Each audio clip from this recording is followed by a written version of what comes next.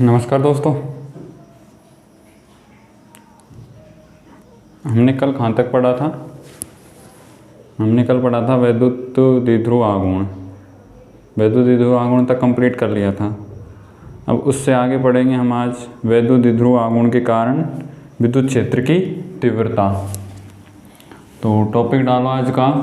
आज का टॉपिक होगा अपना फर्स्ट टॉपिक होगा वैद्युत द्विध्रुव के कारण विद्युत क्षेत्र की तीव्रता। देखेंगे अपन अलग अलग दो बिंदुओं पर देखेंगे। दो स्थिति होंगी अपने पास में, अलग अलग दो स्थितियों पर अपन क्या देखेंगे? विद्युत क्षेत्र की तीव्रता वैद्युत द्विध्रुव आघूर्ण के कारण। तो टॉपिक डालो। टॉपिक है अपना वैद्युत द्विध्रुव के कारण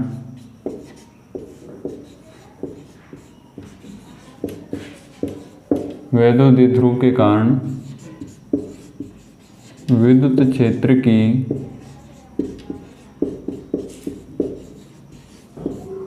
तीव्रता। ये अपना टॉपिक होगा आज का। मेन टॉपिक ये होगा वैद्युत द्विध्रुव के कारण विद्युत क्षेत्र की तीव्रता। ये अपना टॉपिक है, मेन टॉपिक। अब इसके अंदर हम देखेंगे कि दो स्थितियां होती हैं।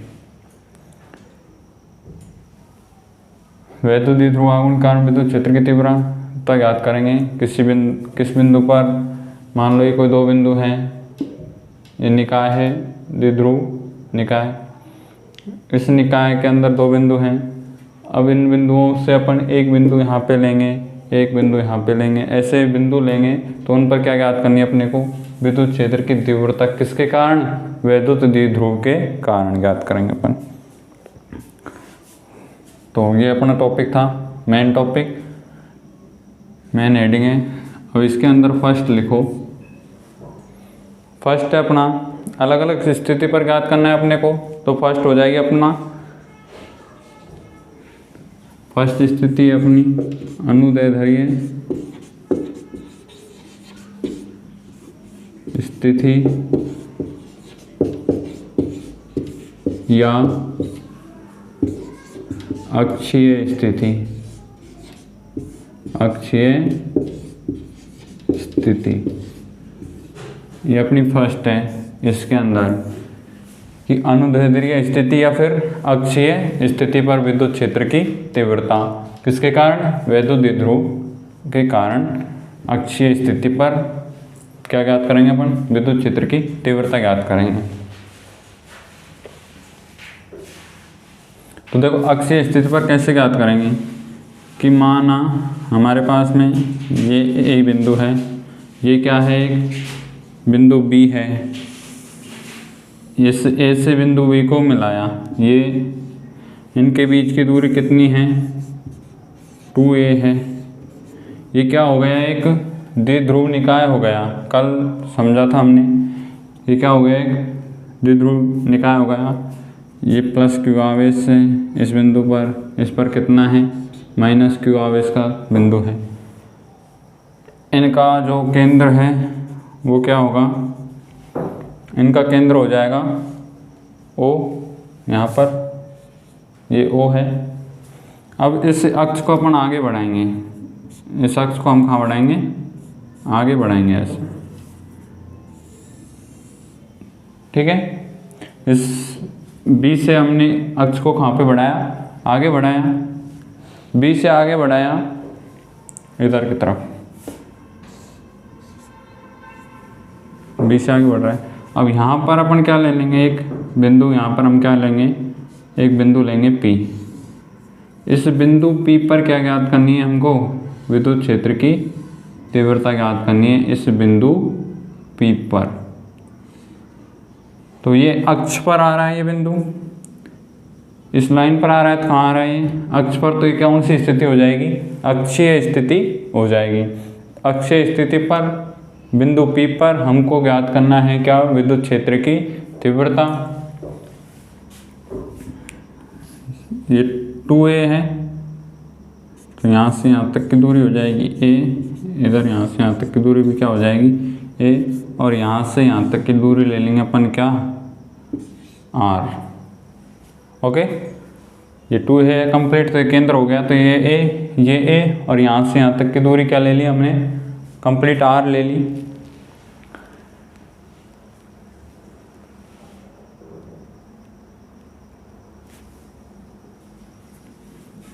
ओके,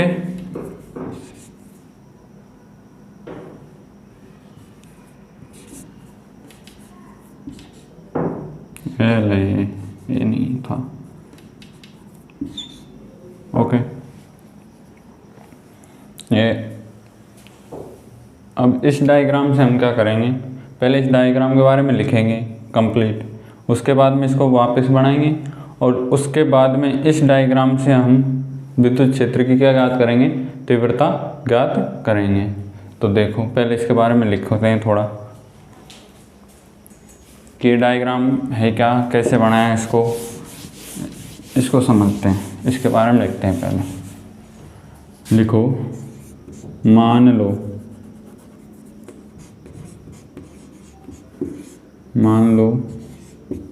ए बी एक विद्युत द्विध्रुव है। मान लो ये भी क्या है, विद्युत द्विध्रुव है। ओके, आगे जो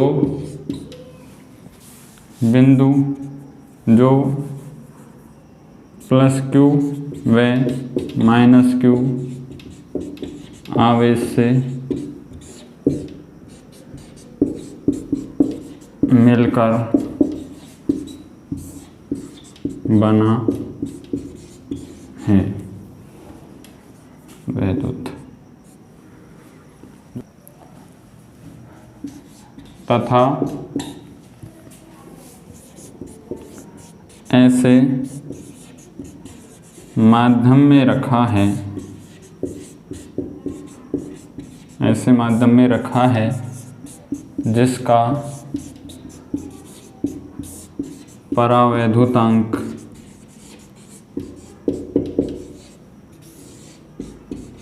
K है। हमारे पास में ए बी एक क्या है, वैद्युत द्विध्रुव है जो प्लस क्यू और माइनस क्यू आवेश से मिलकर बना है तथा कहाँ ऐसे माध्यम में रख रखा है हमने उसको जिसका परावैद्युतांक क्या है, जिसका परावैद्युतांक K है। ओके, आगे लिखो, मान लो तथा उनके बीच की दूरी कितनी है, तथा उनके बीच की दूरी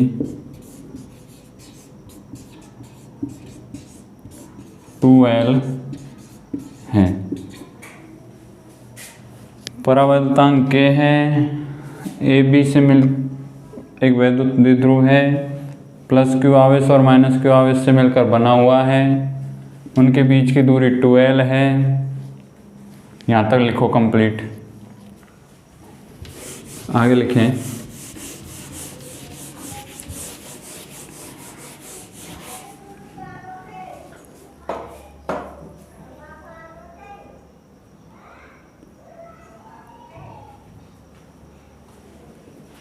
मान लो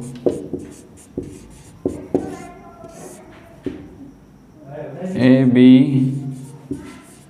के केंद्र ए बी का केंद्र O है। मान लो ए बी का केंद्र क्या है, का केंद्र O है,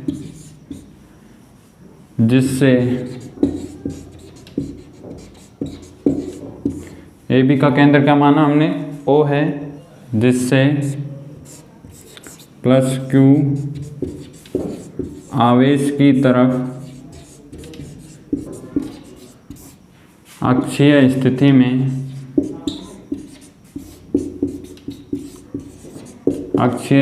में एक बिंदु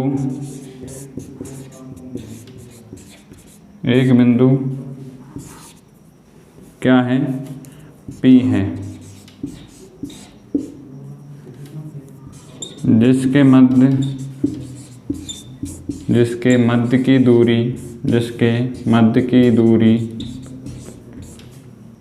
स्मॉल r है।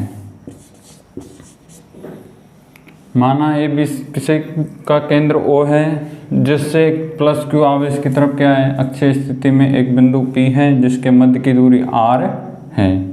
ठीक है,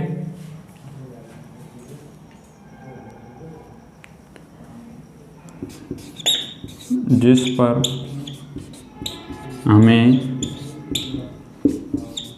विद्युत क्षेत्र की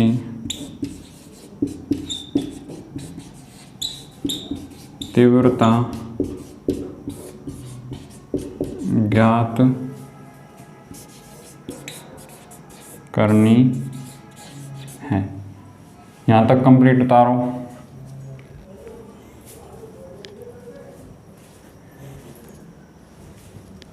ओके, अब इसका वापस अपन डायग्राम जो लिखा है उसका एक डायग्राम बनाते हैं।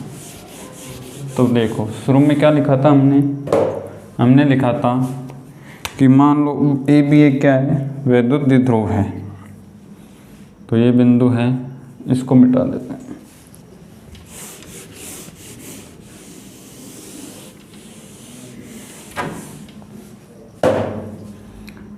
यहाँ पे ये ए है और ये क्या है, बी है। इस पर माइनस क्यू, इस पर क्या ले लो, प्लस क्यू। ठीक है,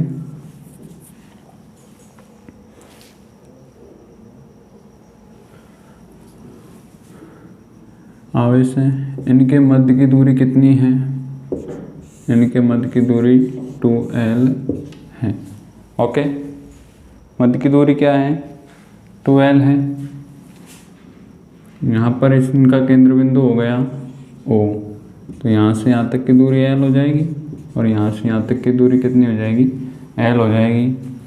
अब हमने लिखा था आगे कि बिंदु O से, केंद्र बिंदु O से प्लस Q आवेश की तरफ अक्षीय स्थिति में हम क्या लेंगे, बिंदु P लेंगे। तो यहाँ से इसको आगे बढ़ाते हैं ऐसे, इधर माना हमने यहाँ पे क्या ले लिया, एक बिंदु P ले लिया, जिस पर हमें क्या ज्ञात करनी है, विद्युत क्षेत्र की तीव्रता ज्ञात करनी है। और इनके बीच की दूरी हमें दी हुई थी कितनी, r। ओके, यह हमारा क्या हो गया, डायग्राम हो गया।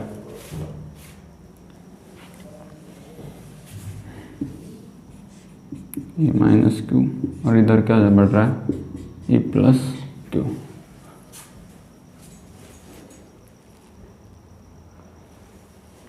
ओके, ये इसको बना दो इस तरीके से।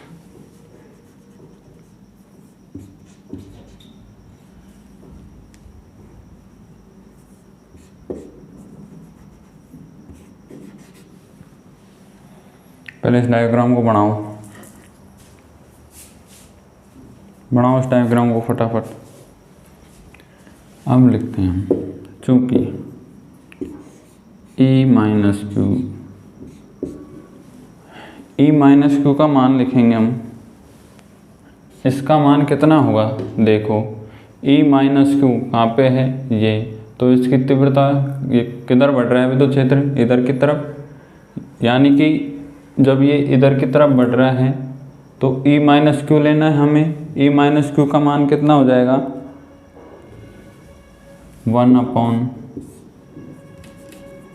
1/4 पाई epsilon not dot Q upon BP square. ये हो गया E plus E minus Q का मान। E माइनस क्यू का मान 1/4 पाई epsilon not Q upon BP square हो गया। ठीक है, ये इधर से इधर आ रहे हैं तो हम क्या लिख देंगे इसको, PB वेक्टर, यानी कि P से किसकी तरफ चल रहा है, B की तरफ। तो P से B की तरफ चल रहा है तो हमने क्या लिख दिया, PB वेक्टर। ओके, अब आगे देखो, E माइनस क्यू वेक्टर बराबर 1/4 पाई एप्सिलॉन नॉट Q, ऐसे कैसे, बी पी इसका मान कितना है, ये यहाँ से यहाँ तक आ रहा है, ये एल है। अगर अपन इसको घटा दें तो ये दूरी बच जाएगी, तो ये क्या हो जाएगा आर माइनस का एल का होल स्क्वायर। क्या हो गया आर माइनस एल का होल स्क्वायर। इसको दे देंगे हम क्या, समीकरण नंबर 1। ये आर माइनस एल कहाँ से आया, यहाँ से यहाँ तक की दूरी आर थी, इसमें से अगर हम ओ बी की दूरी को घटा दें तो पी बी की दूरी बच जाएगी कितनी, आर माइनस का एल का होल स्क्वायर आ गया, समीकरण नंबर 1। अब इसी तरह ज्ञात करेंगे क्या, ई माइनस क्यू ज्ञात कर लिया, अब ज्ञात करेंगे अपन ई प्लस क्यू। तो ई वेक्टर प्लस क्यू बराबर, ये ऐसे कैसे 1/4πε0 डॉट क्यू अपॉन यहाँ पे लिख देंगे क्या ए पी स्क्वायर। ये बी से पी तक ज्ञात कर लिया, तो अब ए से पी तक ज्ञात करेंगे हम। तो ई प्लस का क्यू वेक्टर बराबर हो जाएगा 1/4πε0 डॉट क्यू। अब ए पी का मान कितना होगा, यहाँ पे बी पी का मान निकाला हमने आर में से एल को घटाकर, तो ए पी तो यहाँ तक है कंप्लीट, यहाँ से यहाँ तक, तो यहाँ से यहाँ तक जब मान लेंगे तो ये यहाँ से यहाँ तक आर है और इससे आगे एल और है, तो अगर आर में इस एल को जोड़ देंगे तो यहाँ से यहाँ तक का मान कंप्लीट आ जाएगा। तो ये क्या हो जाएगा आर प्लस का एल का होल स्क्वायर। इसको दे दो समीकरण नंबर 2। अब आगे पहले इसको उतारो कंप्लीट यहाँ से यहाँ तक, उसके बाद में आगे करते हैं। देखो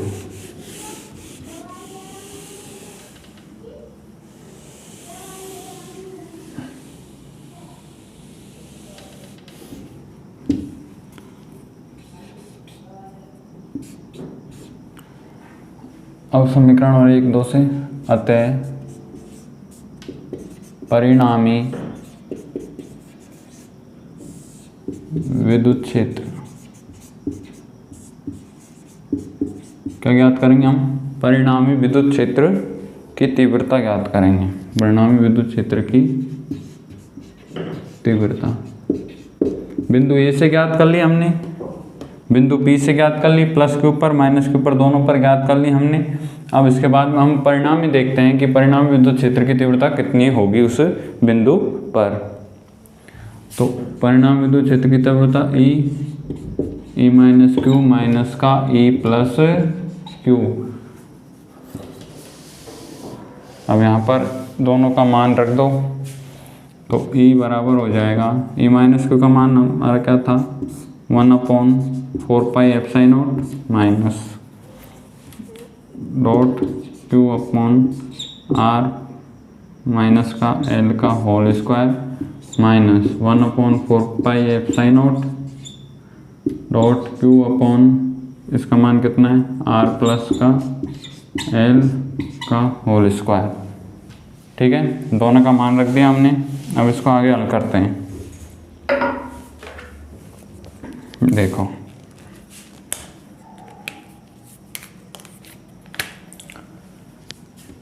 इसमें क्या कॉमन आ रहे हैं, 1/4πε0 इसमें भी है, 1/4πε0 इसमें भी है, क्यू इसमें भी है, क्यू इसमें भी है। तो ई बराबर कॉमन आ गया Q/4πε0। अंदर क्या बच गया 1/r माइनस का एल का whole square minus 1/r plus L का होल स्क्वायर। ये क्या बच गया, अंदर बच गया इसके। ठीक है, ये बाहर ले लिया हमने, तो अंदर ये दोनों मान बच गए। अब आगे करो Q/4πε0, अंदर एलसीएम ले लो इनका, दोनों का एलसीएम आ गया कितना r माइनस का एल का whole square r plus L का होल स्क्वायर। जब इसमें इसका भाग देंगे हम, इसका भाग इसमें देंगे टोटल में, तो ये कट जाएगा, ये बचेगा, तो इसको 1 से गुणा किया तो r प्लस एल का होल स्क्वायर। इसी तरह इससे ये कट जाएगा, ये बच जाएगा, तो r माइनस एल का होल स्क्वायर। यहाँ तक उतारो, इसको आगे हल करते हैं हम।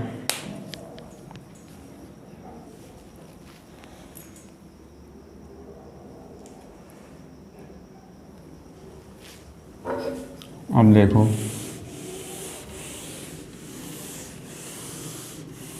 इसको आगे कैसे करेंगे। E बराबर Q अपॉन 4πε0, ये अंदर है, इसको खोलो, R square A plus B का whole square, R square A square plus B square plus 2ab, तो 2rl, ये इसको खोल लिया हमने। अब माइनस बीच में, ओके, इसको खोल लो अंदर,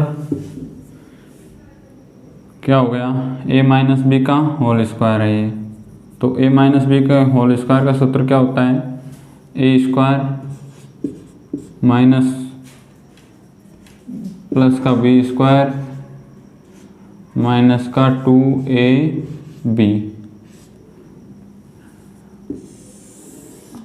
ठीक है। तो जब बाहर माइनस है तो अंदर के सारे चिन्ह बदल जाएंगे, यानी ये माइनस हो गया, ये माइनस हो गया, और ये क्या हो गया, प्लस हो गया, ये दोनों माइनस हो जाएंगे और ये प्लस हो जाएगा।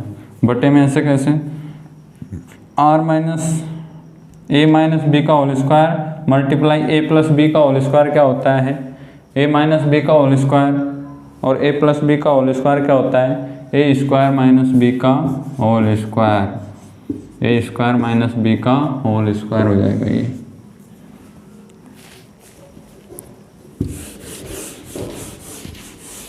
ठीक है, इसको खोल लिया हमने। अब देखो जो कट रहा है उसको काट दो, जो बच रहा है उसको ऐसे कैसे उतार देंगे हम, आर स्क्वायर प्लस ये माइनस ये प्लस ये माइनस, ये कट गया, तो ई बराबर क्या बच गया, Q अपॉन 4πε0, अंदर क्या बच गया 2rl, और 2rl कितना हो गया 4rl, कितना हो गया 4rl, बटे में ऐसे कैसे है, R square minus L square का होल स्क्वायर। ओके, इसमें से 2r कॉमन ले लेंगे और इस Q को अंदर ले जाओ, 1 अपॉन 4πε0 2QR, इस Q को अंदर ले गए, एक तो ये बना दिया हमने, एक इसमें से क्या बना लो 2l। ओके, इस R को इसके साथ में रखो, L को रखो यहाँ पे, R को इसके साथ में रखेंगे हम। बटे में ऐसे कैसे हैं, R square minus L square का होल स्क्वायर। ओके, यहाँ से आगे क्या लिखेंगे हम, अब देखो ये किसका मान बन गया, ये किसका मान हो गया, P का। कल देखा था हमने कि किसी आवेश और उनके मध्य की दूरी के गुणनफल को क्या कहते हैं, वैद्युत द्विध्रुव कहते हैं, जिसका मान कितना था, P था। तो E बराबर 1 अपॉन 4πε0,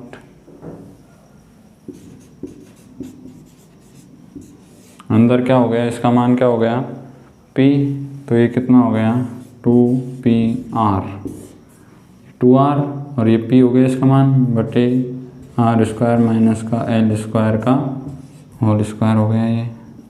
ओके,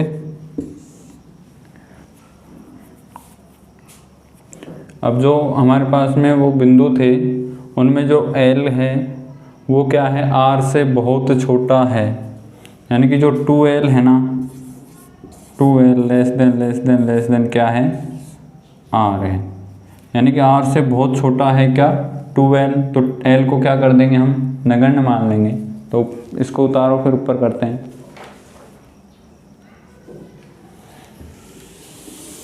देखो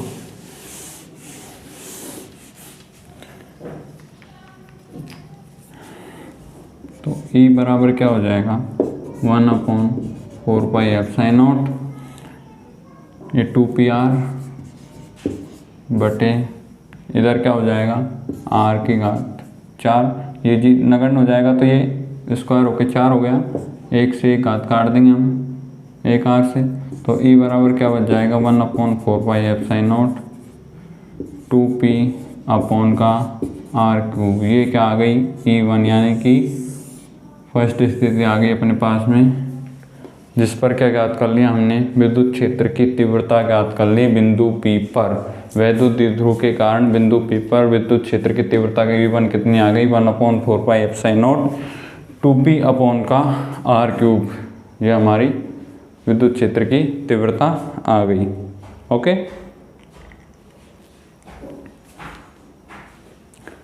ये तो किस पर आ गया हमारे पास में, अक्षीय स्थिति पर आ गया। अब सेकंड किस पर ज्ञात करेंगे हम, निरअक्षीय स्थिति पर निकालेंगे। तो पहले यहाँ तक कंप्लीट करो।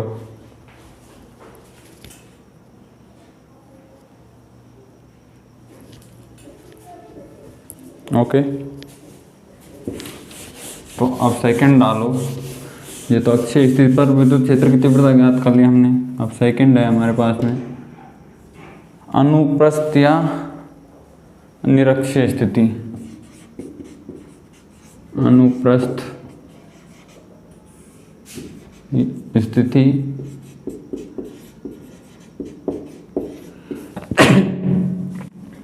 या निरअक्षीय स्थिति। अनुप्रस्थ स्थिति या निरक्षीय स्थिति पर क्या ज्ञात करेंगे हम, विद्युत क्षेत्र की तीव्रता। तो पहले अक्षीय स्थिति पर ज्ञात की थी हमने, अब निरअक्षीय स्थिति पर ज्ञात करेंगे विद्युत क्षेत्र की तीव्रता। तो इसमें लिख लेते हैं हम पहले कि मान लो, उसी की तरह लिखेंगे बिल्कुल, मान लो AB एक वैद्युत द्विध्रुव है। AB एक वैद्युत द्विध्रुव है। AB क्या है, एक वैद्युत द्विध्रुव है जिसके मध्य की दूरी, जिस पर जो -q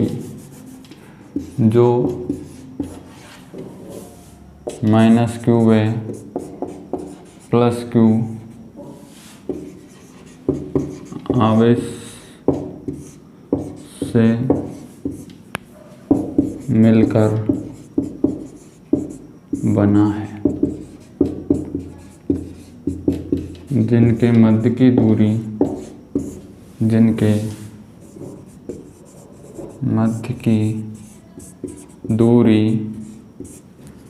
कितनी है, 12 है। ए भी एक वैद्युत द्विध्रुव है जो +q और -q आवेश से मिलकर बना है और उनके बीच की दूरी कितनी है, 2a है। मान लो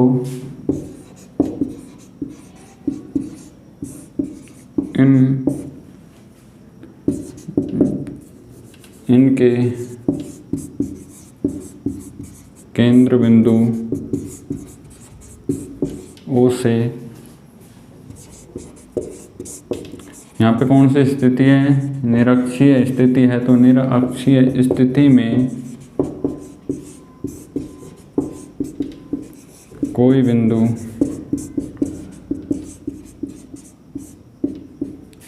P स्थित है जिनके मध्य की दूरी 12 है। मान लो इनके केंद्र बिंदु O से निरक्षीय स्थिति में कोई बिंदु P स्थित है जिसकी दूरी, जिनके मध्य की दूरी कितनी है,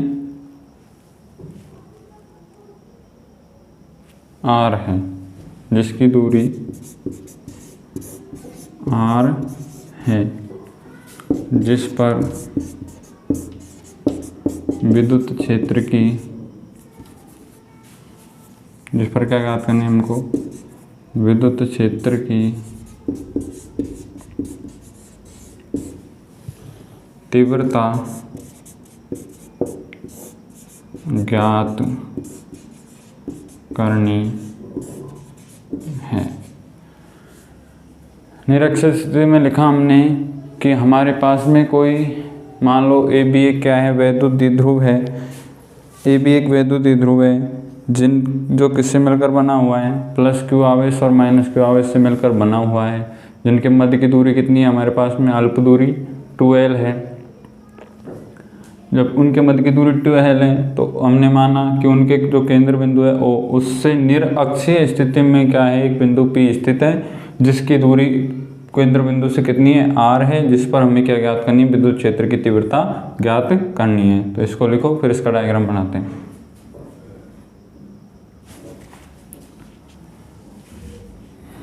ओके चलो,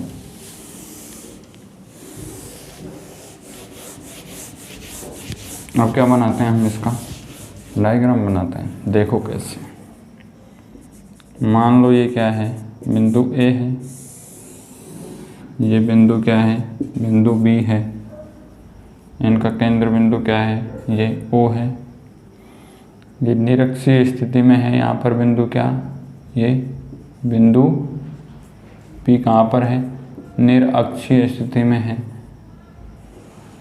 हम इसको बिंदु A को भी मिला दो इससे,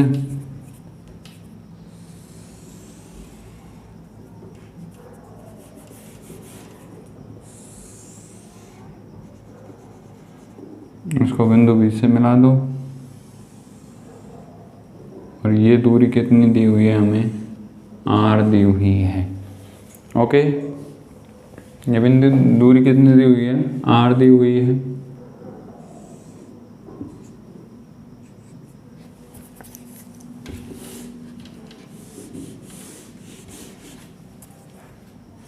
इसको आगे तक बढ़ाओ, ये बिंदु P है, यहाँ पर ये दूरी r है, ये दूरी l है, ये दूरी भी l है, यहाँ से यहाँ तक की कंप्लीट दूरी 2l है। तो ये दूरी कितनी हो जाएगी, जब आधार और लंब दिया हुआ है, कर्ण ज्ञात करने के लिए क्या करते हैं हम, जब आधार और लंब दिया हुआ होगा तो कर्ण बराबर क्या होता है, आधार स्क्वायर प्लस लंब स्क्वायर, तो यानी कि l square plus r square का अंडर रूट। ये क्या होता है, कर्ण स्क्वायर, कर्ण बराबर होता है, तो ये हो गया r स्क्वायर प्लस का l स्क्वायर। ओके, ये कोण कितना है, थीटा है, इधर भी कितना, थीटा है। ओके, दोनों कोण, तो ये कोण कितना हो जाएगा कंप्लीट, 2 थीटा। ये कोण कितना हो गया, 2 थीटा हो गया। ये इधर E प्लस क्यू, इधर E। तो इस बिंदु पर क्या ज्ञात करनी है, हमें विद्युत क्षेत्र की तीव्रता ज्ञात करनी है। तो इसको डायग्राम को बनाओ, फिर आगे करते हैं इसके आधार पर।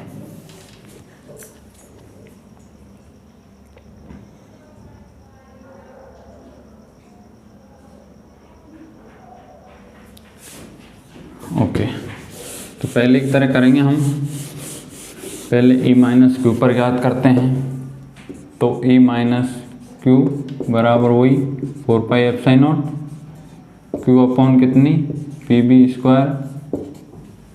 वही पहले वाली स्थिति लिखेंगे हम कि E माइनस क्यू पर ज्ञात करेंगे हम 4 pi epsilon naught Q upon P B square. ठीक है, फर्स्ट हमारे पास में ये हो गया। ये किधर है, P से B की तरफ, P से B की तरफ है।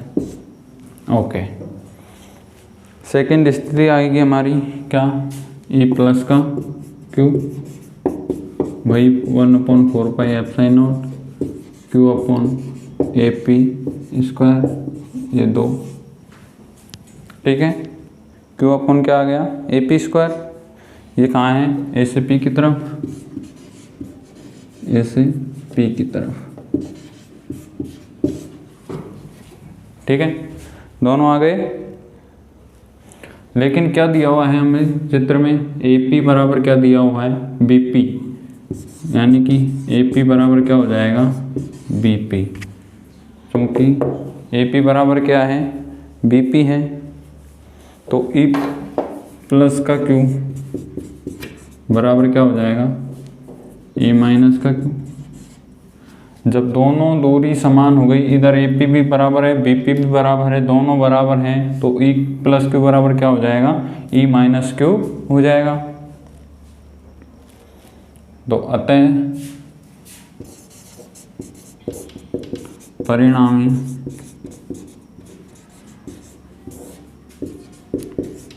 विद्युत क्षेत्र की तीव्रता, अतः परिणामी विद्युत क्षेत्र की तीव्रता, जब दोनों बराबर हो गए तो विद्युत क्षेत्र की तीव्रता कितनी हो जाएगी, ई बराबर 2, ई बराबर क्या हो गया 2 प्लस का E Q, 2e plus Q, 2e plus का Q cos 2 theta upon Q. ठीक है, 2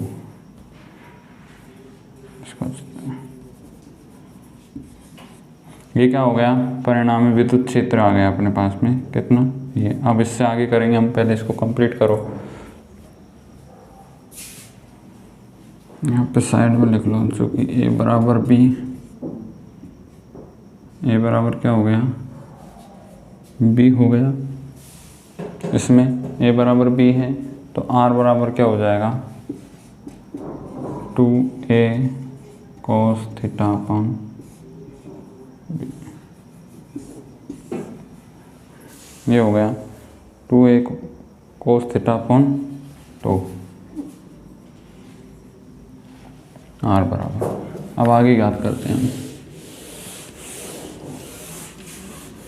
देखो अब तो E बराबर क्या हो गया, इसका मान रख दो 2 bracket 1 upon 4 pi epsilon not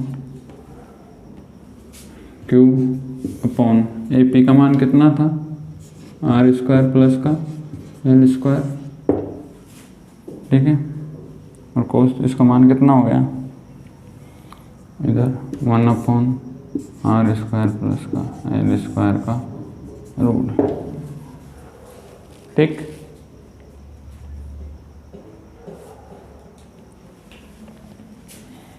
तो E बराबर 1 upon 4 pi epsilon naught, E बराबर क्या हो गया 1 upon 4 pi epsilon naught P upon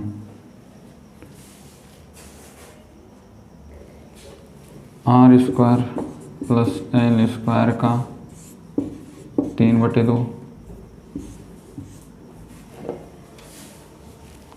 okay, आगे देखो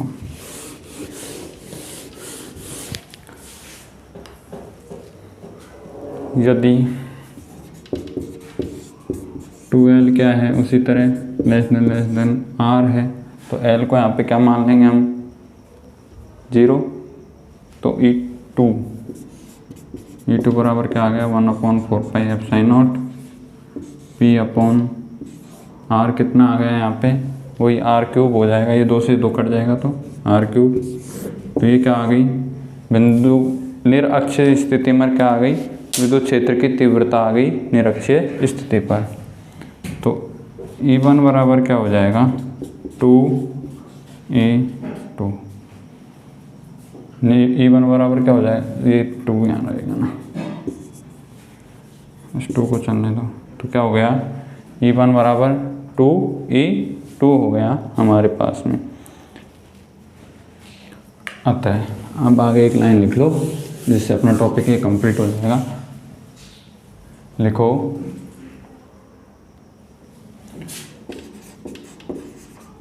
अक्षीय स्थिति में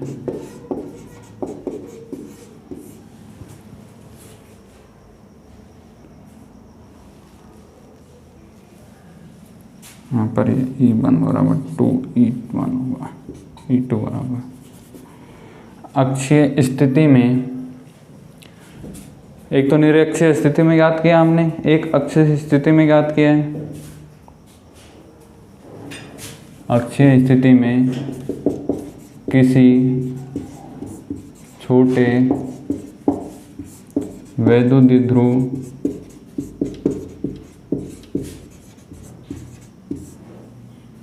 बिंदु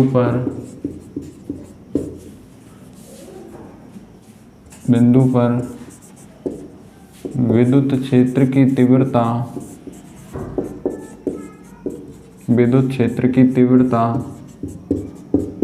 निरअक्षीय स्थिति में उतनी ही दूरी पर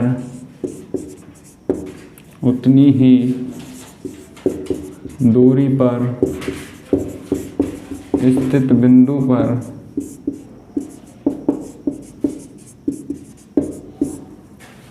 तीव्रता की क्या होगी, उतनी ही दूरी पर स्थित बिंदु पर तीव्रता की क्या होगी, दोगुनी होगी। तो ये हमने अक्षीय स्थिति और निरअक्षीय स्थिति दोनों में क्या ज्ञात कर ली, विद्युत क्षेत्र की तीव्रता ज्ञात की। तो हमें क्या प्राप्त हुआ परिणाम कि अक्षीय स्थिति में उतनी ही दूरी पर किसी वैद्युत द्विध्रुव के बिंदु जो निरक्षीय स्थिति में भी उतनी ही दूरी है और अक्षीय स्थिति में भी उतनी ही दूरी पर स्थित है, दोनों पर विद्युत क्षेत्र की तीव्रता ज्ञात की। तो हमें अक्षीय स्थिति में निरक्षीय स्थिति की बजाय दोगुनी विद्युत क्षेत्र की तीव्रता प्राप्त होती है। तो यह हमारा कंप्लीट होता है वैद्युत द्विध्रुव के कारण विद्युत क्षेत्र की तीव्रता अक्षीय स्थिति और निरक्षीय स्थिति दोनों में ज्ञात कर लिया हमने।